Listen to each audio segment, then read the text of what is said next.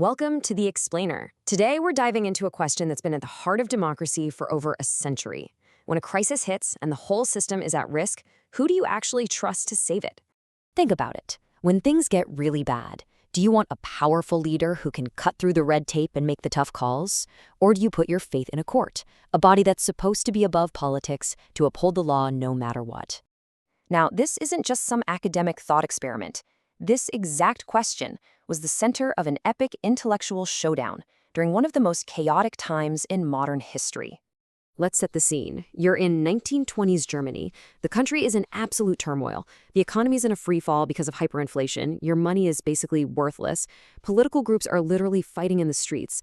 And in the middle of all this chaos, the nation's sharpest legal minds are wrestling with one single desperate question. Who can protect our brand new, fragile constitution before it completely shatters? So into this arena step two of the 20th century's legal heavyweights, Carl Schmitt and Hans Kelsen. They both looked at the exact same crisis, and they came up with two answers that could not have been more different. Really, their whole fight came down to this one thing. Should the person with the final say be a political figure, a powerful, decisive leader? Or should it be a judicial body, an independent court that's totally separate from the political mess? For Carl Schmitt, the answer was obvious. He said, look, real power isn't about the normal everyday rules. Real power belongs to whoever gets to decide when to break the rules, who gets to declare an emergency and say, okay, the law is suspended, we're doing what it takes to survive. That person, Schmitt argued, is the real one in charge. Schmitt believed the president, since they were elected by all the people, was a kind of neutral power who could rise above all the bickering political parties. In a true crisis, what he called a state of exception, only the president could act fast enough and with enough force to crush any threats and save the nation. For him, this was a political problem that needed a political solution, not a legal one. Hans Kelsen, he saw things in a completely different light. For him, democracy wasn't about one leader's powerful will. No, its real strength was the exact opposite. It was about negotiation, about compromise, and the basic idea that lots of different people with different beliefs can find a way to live together under a shared set of rules. So for Kelsen, the guardian of the Constitution could never be a politician. It had to be a constitutional court. He had this great term for it, a negative legislator. It doesn't write new laws, it just acts like a referee. Its job is to look at the laws Parliament passes and blow the whistle, striking down anything that violates the Constitution's basic rules. It's there to protect the process, not to pick a political winner. Okay, so this might sound like some dusty old debate from 100 years ago, but trust me, the battle between Schmitt's political guardian and Kelsen's judicial one is happening right now in countries all over the world. You can see it really clearly in a place like Brazil. Their system is fascinating. It's like a mix of both ideas. You have a very powerful president, elected by the people, just like Schmitt wanted, but you also have an incredibly powerful Supreme Court that regularly jumps in to settle huge political fights. It's a thing called the judicialization of public policy. And the result?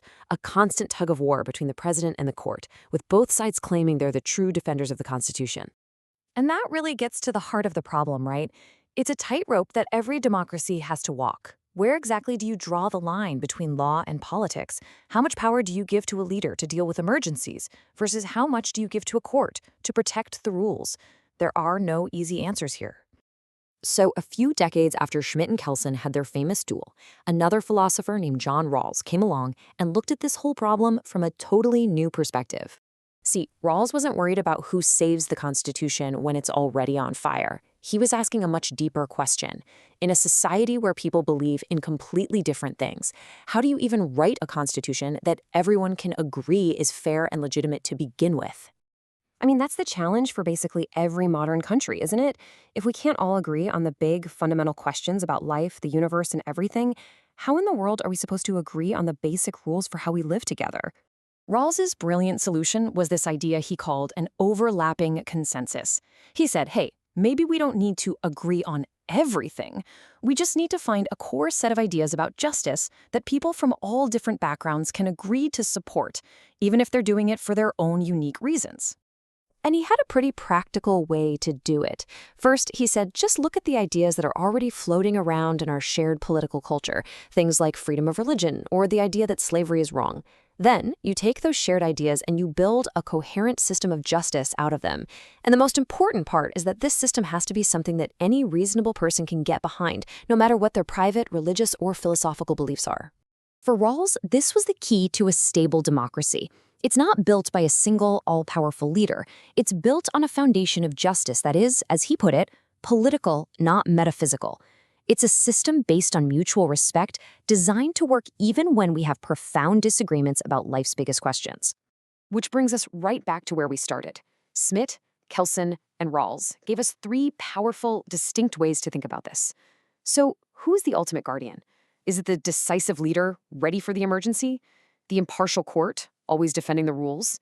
Or is it a deep, shared agreement on justice that might just prevent the crisis from ever happening at all?